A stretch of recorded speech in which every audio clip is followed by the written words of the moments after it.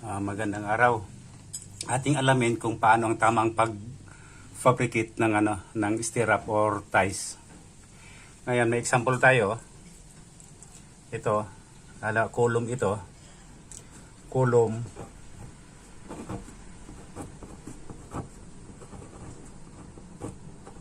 Yan.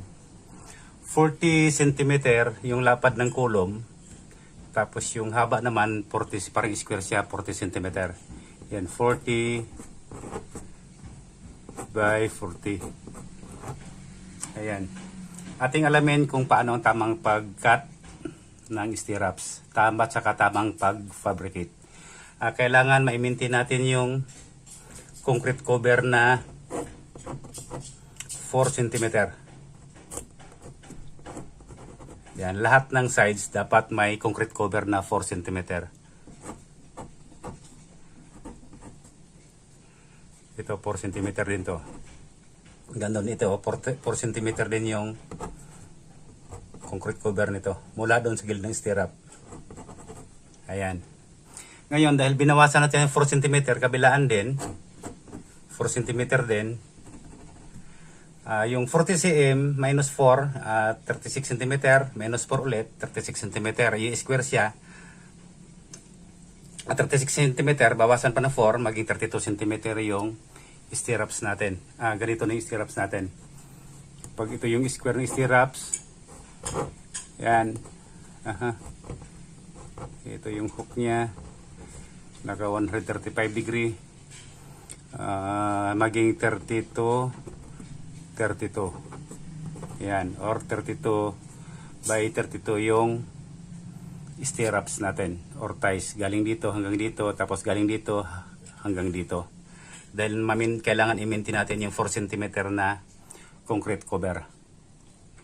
Ayun, ito na yun. Maging 32 na yung haba dito hanggang dito, tapos 32 din yung haba nito. Ngayon, ating alamin kung ano yung cut niyan, tapos mag-actual tayo ng fabricate. 32, one side. Apat na side siya. 1, 2, 3, 4. Ayan. 4.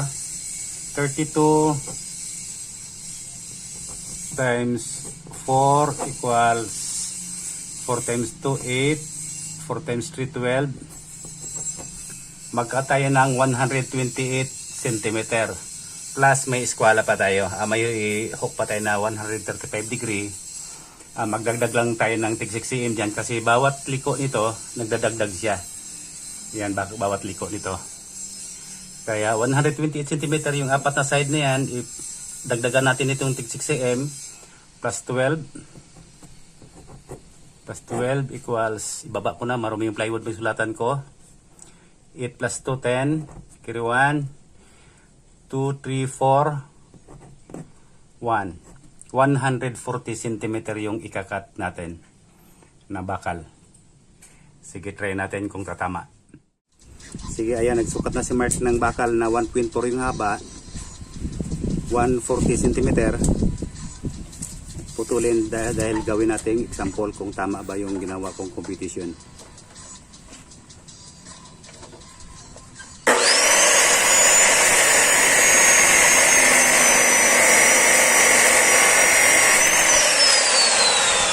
Ayan, nakaprepare na yung 140 natin na haba na bakal. Babaliin natin, susubukan natin.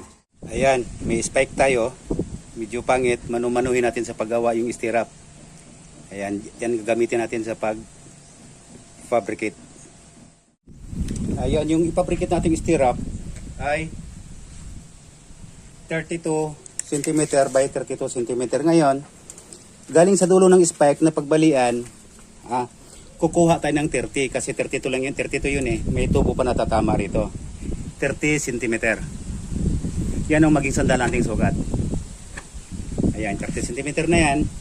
Tapos galing sa 30 cm, magdagdag tayo ng 10 cm ito para dun sa 135 degree na hook. Ayan, magsampol tayo. Ayan, yung distansya ng tubo mula dun sa spike natin ay nasa mga 2 cm din ang layo kasi nag-adjust kaya tayo ngayon ng 2 cm. Yung 32, ginawa natin 30 dahil andito yung 2 cm. Ngayon, nagpapalagpasin tayo ng 10 cm para doon sa, ito yung dulo ng bakal, ito yung 32 natin, 30 cm para sa 32 na stirrups, ito yung magpalagpas ng 10 cm para doon sa hook na 135 degree. Sige, baliin na natin.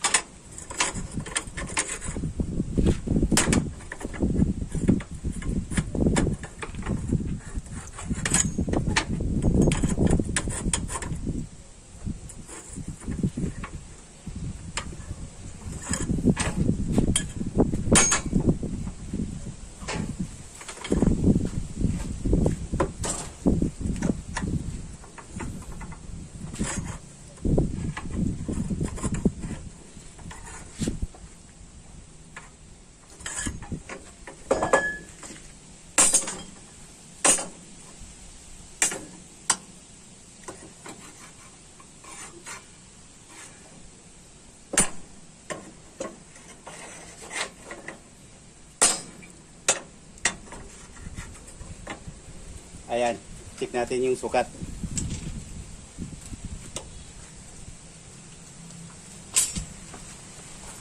I-check natin yung sukat. 32 cm.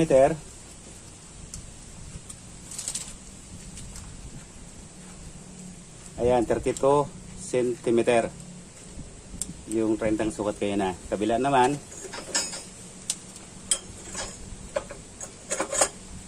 Ayan, 32 cm din. Ayun. Tapos dito,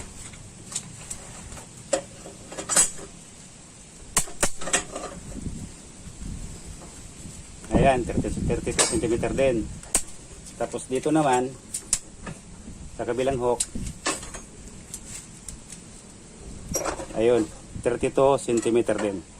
Iyon ang tamang pag-fabricate ng stirrup natin. Ito. Ayan, meron siyang 135 degree na hook. Ayun.